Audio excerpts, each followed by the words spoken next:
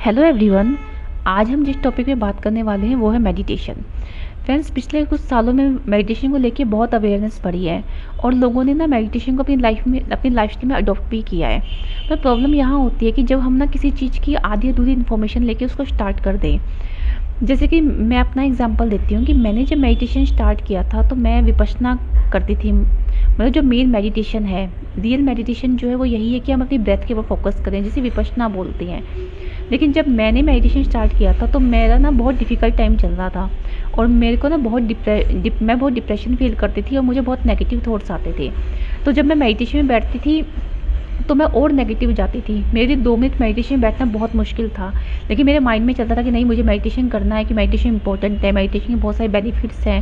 हम इतने मेडिटेशन के बेनिफिट्स सुन लेते हैं कि फिर हम उसको लगता है कि बस ये मैं हम ये कर लेंगे तो पता नहीं क्या ही हो जाएगा। तो मैं भी ना, मतलब जैसे कि लॉ ऑफ अट्रैक्शन की वीडियोज़ हम देखते हैं तो वहाँ पे मेडिटेशन के बारे में बहुत बताया जाता है कि मेडिटेशन के बहुत सारे बेनिफिट्स हैं। आप मेडिटेशन करोगे तो आप जो चाहे वो मैनिफेस्ट कर सकते हो। तो मैं भी लॉ ऑफ अट्रैक्शन को बहुत फॉलो करती थी और जब मैं उनके वीडियोस देखती थी तो मुझे लगता था कि मेडिटेशन बहुत इंपॉर्टेंट है, इसलिए ये बार बार मेडिटेशन के बारे में बोलते हैं। तो मैंने भी मेडिटेशन स्टार्ट किया और मैं वो ब्रेथ को फोकस करती थी और जब मैं मेडिटेशन बैठती थी तो मेरे लिए ना बहुत मुश्किल होता था। मैं और ज़्यादा डिप्रेस हो जाती थी और मुझे बहुत ज़्यादा नेगेटिव थॉट्स आते थे। फिर मैंने कुछ टाइम के बाद ना मेडिटेशन करना बंद कर दिया और फिर मैंने ना गाइडेड मेडिटेशन करना स्टार्ट किया और उससे मुझे काफ़ी बेनिफिट्स मिले। क्योंकि जब हम गाइडेड मेडिटेशन करते हैं तो हमारा ना फोकस वो जो बोल रहा होता है उसकी जो वॉइस होती है उसके ऊपर होती है। और जब हम गाइडेड मेडिटेशन करते हैं तो हम उसकी वॉइस के साथ साथ उस फ्लो में बह जाते हैं। लेकिन जब हम ब्रेथ पे फोकस करते हैं तो हमारा फोकस जो इधर उधर जाता है वो ब्रेथ के ऊपर नहीं रहता। ब्रेथ पे फोकस करना बहुत मुश्किल होता है। इसके ब्रेथ पे फोकस करने से पहले हमें बहुत सारे अपने अंदर के जो नेगेटिव थॉट्स हैं उन पे वर्क करना पड़ता है। तो मैंने जो है वो मतलब विपश्यना न करके मैंने गाइडेड मेडिटेशन से स्टार्ट की और गाइडेड मेडिटेशन में करती थी तो मुझे ना बहुत अच्छा लगता था। तो मैं ना सिस्टर शिवानी के गाइडेड मेडिटेशन करती थी और भी यूट्यूब पे बहुत सारे गाइडेड मेडिटेशन अवेलेबल है, वो करती थी। और इसके साथ साथ मेडिटेशन करना भी स्टार्ट किया। तो चक्रा मेडिटेशन ने मुझे बहुत हेल्प की थी। जब मैं चक्रास के ऊपर फोकस करती थी और मैं ना ये मतलब मैं विजुअलाइजेशन भी करती थी कि मेरी बॉडी से सारी सारी नेगेटिव एनर्जीज बाहर जा रही है।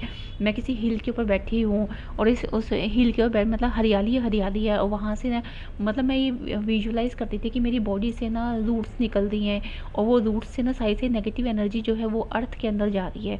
तो मतलब इस तरह की जो मैं विजुअलाइज़ करती थी तो मुझे बहुत अच्छा फ़ील होता था।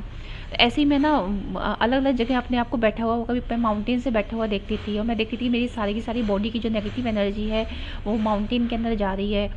तो मैं इस तरह से ना अपने आप को विजुअलाइज़ करती थी और ऐसा करके ना मुझे अच्छा फ़ील होता था। लेकिन जब मैं विपश्यना करती थी ना, मैं जब ब्रेथ पे फोकस करती थी तो मैं और बुरा फ़ील करती थी।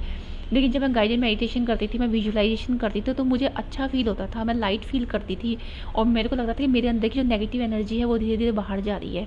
इसके साथ साथ जब मैंने गाइडेड मेडिटेशन किया, मैंने विजुअलाइजेशन किया, उससे कुछ टाइम के बाद में मैंने ना ब्रेथ पे जब फोकस करना स्टार्ट किया तो मैं ये विजुअलाइज तब भी मैं थोड़ा सा विजुअलाइजेशन करती थी कि जब ब्रेथ अंदर जा रही है, ब्रेथ इन होती है तो मैं बोलती थी कि पॉजिटिविटी इन, और जब ब्रेथ आउट होती थी तो मैं बोलती थी पॉजिटिविटी आउट।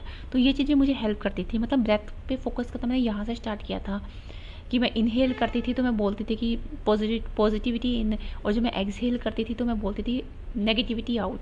तो इसने भी मुझे हेल्प किया। मतलब ब्रेथ पे फोकस करना मैंने यहाँ से स्टार्ट किया, मैंने डायरेक्टली विपश्यना स्टार्ट नहीं की फिर। तो मैं ऐसे आपको बताना चाहती हूँ कि ज़रूरी नहीं है कि सबके लिए मेडिटेशन जो है उसी तरीके से वर्क करे।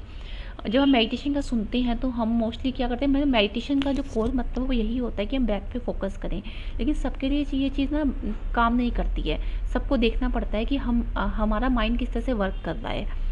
अब क्या होता है कि बहुत सारे लोग होते हैं, जैसे मेरे साथ हुआ था कि जब हम डिप्रेशन में होते हैं, एंग्जाइटी में होते हैं, तो वो विपश्यना उस टाइम वर्क नहीं करता।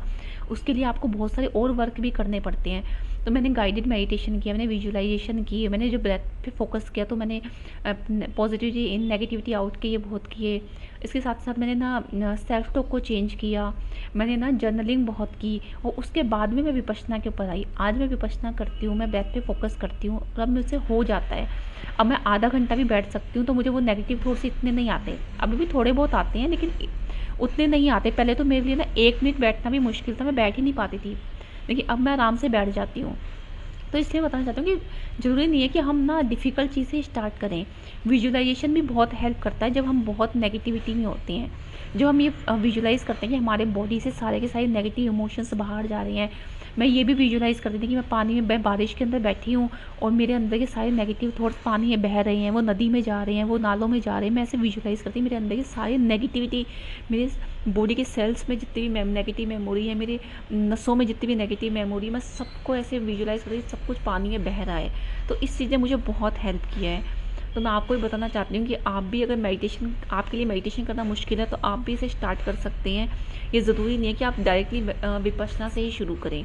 ये चीज़ भी आपको डेफिनेटली हेल्प करेगी। सो फ्रेंड्स, ये मेरा डे 3 था वीडियोस का। जो मैं 7 डेज़ का मैंने वीडियो चैलेंज लिया है, उसका आज मेरा डे 3 था। आज मेरा बिल्कुल भी मन नहीं था वीडियो बनाने का, लेकिन फिर भी मैंने अपने चैलेंज को कंप्लीट किया है। So thank you guys, thank you.